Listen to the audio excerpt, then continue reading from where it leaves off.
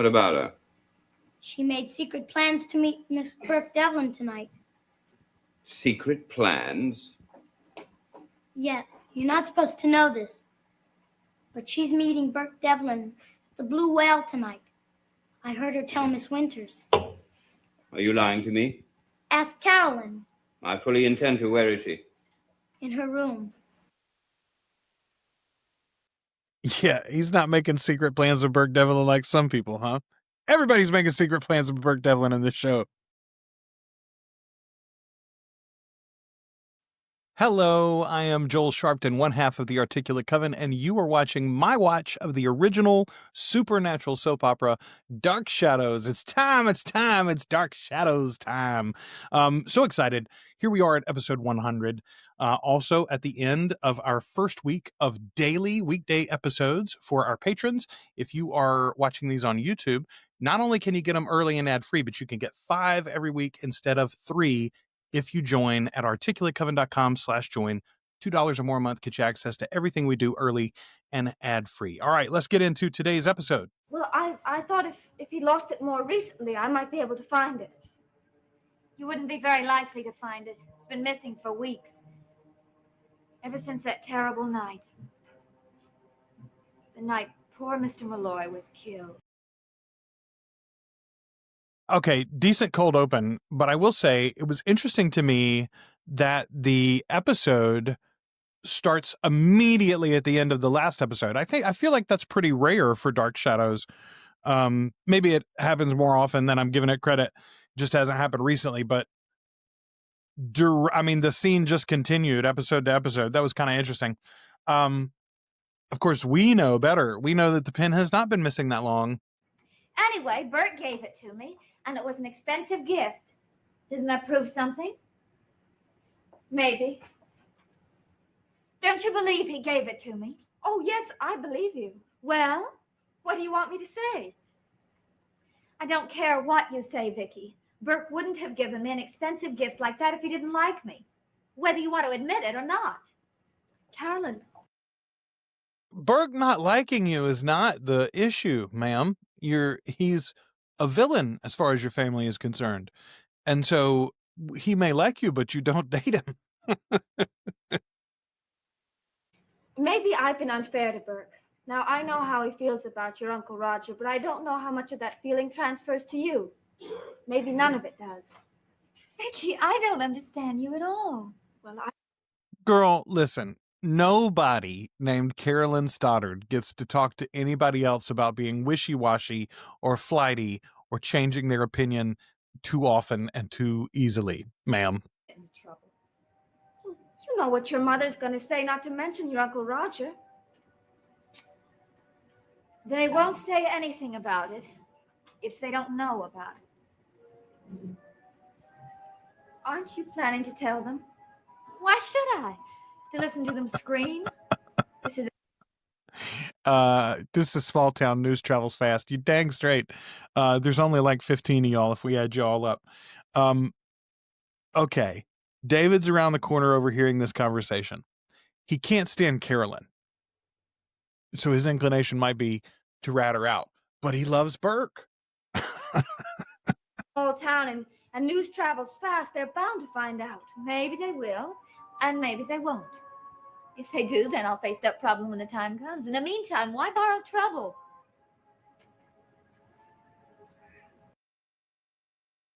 Borrowing trouble that doesn't exist is what Garner said, right? It must be the same writer for this episode, reusing his phrases. But that's for you to decide. I'm not going to tell you what you should do. Vicky, you won't tell them, will you? Well, I don't mean that you should lie to them. Just don't tell them. Especially Uncle Roger, please. It's a lie of omission. Well, I won't make an announcement of it. That's what you mean. Thanks. We are friends again. I hope so. Blech. Where are you meeting Burke? At the Blue Whale. At what time? 7 o'clock. You just think you have a date with Burke Devlin. We'll wait till my father finds out. David. Well, now we know what David's going to do about it. Enough. I'm not going to let you see Burke. It isn't fair. What isn't fair? You seeing Burke when I'm not allowed to. And I'm going to stop you. I love the fact that the younger generation are all in love with Burke and the older generation are all terrified of Burke. Carolyn, you won't be using your car for the next few hours, will you? No. Why, you want to borrow it? If you don't mind, I've got a couple of errands to run in town. I don't mind. The keys are in the car. Just please have it back in time for me to meet Burke. I will.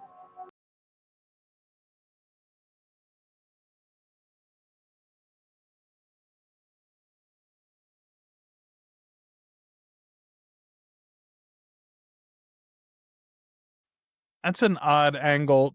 Okay, so I like this writer apparently, but I also like this director. Okay, my guess is she's going to talk to Burke. Yeah, she's at the hotel. What's going on? Something I found out this afternoon, something that terrifies me. What happened? I found out that Roger's been lying. He said he wasn't at Widow's Hill at Lookout Point the night Bill Malloy was killed.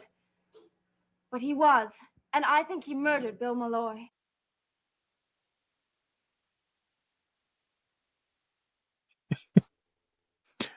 Okay, I'm so glad that we're getting to the crux of this. It seems like very reasonable for episode 100 as well. But like this pin has hung out there for so long. I still don't know how they're going to prove it because Roger buried the damn thing. So like I don't know how this is going to work out. I mean, I guess they could just both tell this story to the sheriff, but that doesn't. I don't know. I don't know how this is going to work out. And Roger's not going to jail over it. We know anyway. But yeah, yay for coming to a head. You saw that pen at a restaurant in Bangor. That's why you wouldn't ride back to Collinsport with me. You actually thought... What else could I think? No wonder you didn't ride back with me. You thought I'd murdered Malloy. I didn't know you'd given the pen to Carolyn until this afternoon. Well, now you know who lost the pen. And in 5 seconds, the sheriff is going to know. Have you got the pen? No. No, she doesn't have the pen. That's the problem, homie. What are y'all going to do? It's not going to be enough. The sheriff's not going to open this up, I don't think, just with your say-so. Of course, Roger took it. He took it to conceal the only evidence there is against him. It is possible.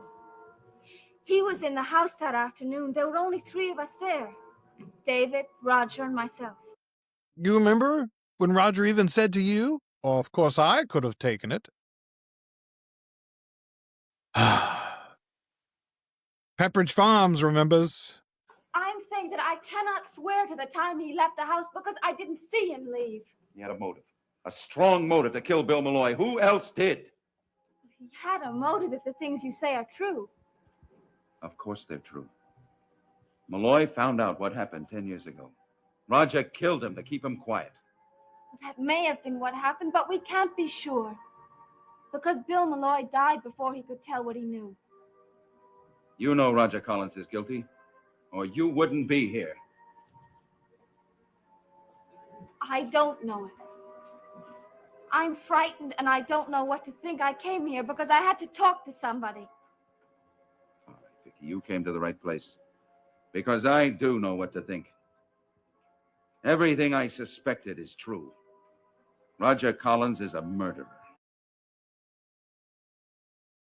Allegedly, as they say. I mean, Vicky's right. So Vicky's got this hesitance to go to the sheriff because she can't swear to the time. And I mean, like, good on her for standing. First of all, she's obviously very frightened of Roger in this moment. And she should be, as we all know. But genuinely, she doesn't know what time he left. She's told the sheriff that all along. She told the truth the whole time. David, what devilment have you been up to today? Why don't you ask Carolyn that same question? Oh, David, I'm in no mood for your riddles tonight.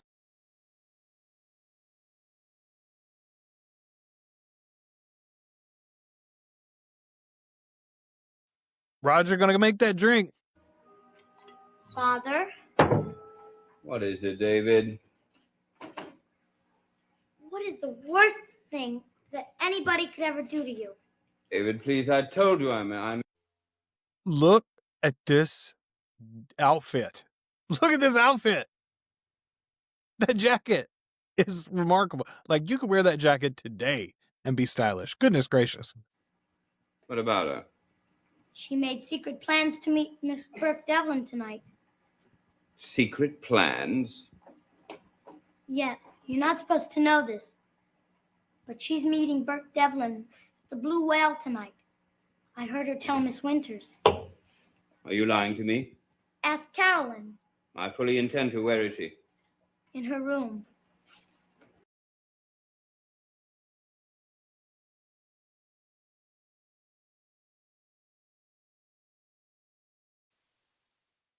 Yeah, he's not making secret plans with Burke Devlin like some people, huh? Everybody's making secret plans with Burke Devlin in this show. What about Roger? Does he suspect anything? No. He couldn't. I haven't seen him since I found out. Good. When you see him, be cagey. I don't want him to know you suspect a thing. You don't have to tell me that. Well, the next step is decide what are we going to do. Well, that's why I came here, because I don't know what to do. Well, I mean, genuinely, let's break this down for a second. Okay, so here he is colluding with Miss Winters about how they're going to solve the problem of Roger Collins. He has this secret friendship with David, where David sneaks away and confides in Burke very regularly and is always working to Burke's benefit within Collinwood itself. He literally planted a mole in Mrs. Johnson. And Carolyn's in love with him and willing to subterfuge around her mom and her uncle. So, yeah, there are more moles in Collinwood than there are Collinwood faithful. But the pen itself doesn't exist. I can only testify from memory, and that wouldn't be good enough for the sheriff. well, you're a reliable witness. I'm sure he would take your word for anything. You don't try people in front of a sheriff, though. Like, that's not the way that works. I think that there is a very good chance that he did kill Bill Malloy. Well, I'm still not positive, and if I'm not positive, how can the sheriff be? yeah, you're right about that. The sheriff wouldn't believe Roger killed Malloy if he saw him do it on Main Street with a butcher knife at high noon.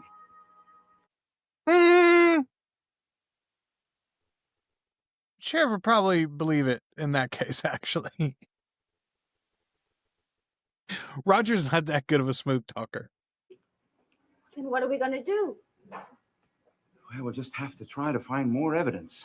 Evidence? What kind of evidence? Well, there's the pen. If we could find that pen, we could have tangible proof of your story.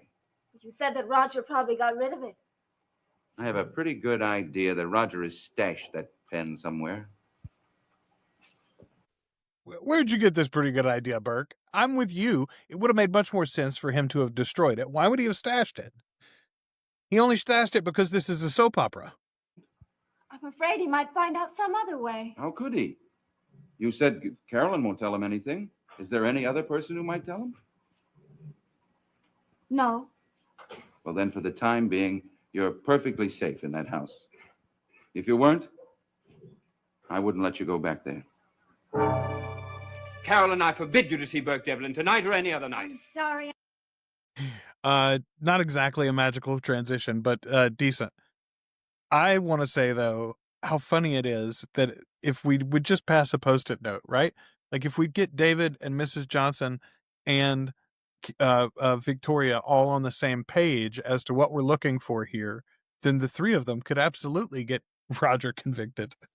When did Vicky say that? Why did she say that? For the same reason you are telling me. She was trying to talk me out of going out with Burke. She thinks he's only trying to use me. Well, she's right.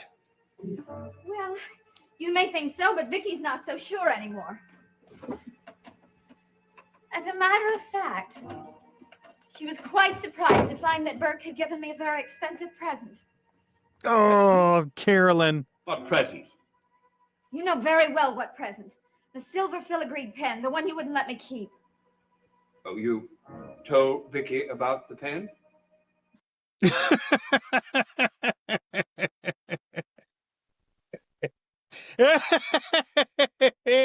That's the best line read in the entire 100 episodes of Dark Shadows. Kudos, sir.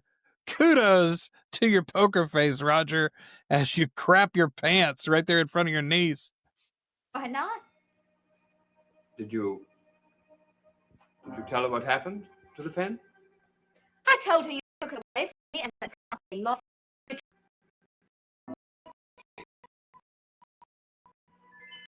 Why?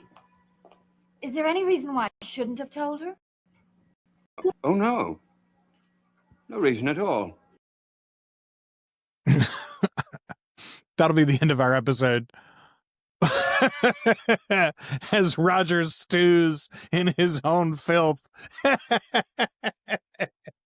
Oh goodness. Louis Edmonds, sir, I applaud you genuinely. One of the better episodes of the whole show, but that delivery from him. Oh, you told Vicky about the pen?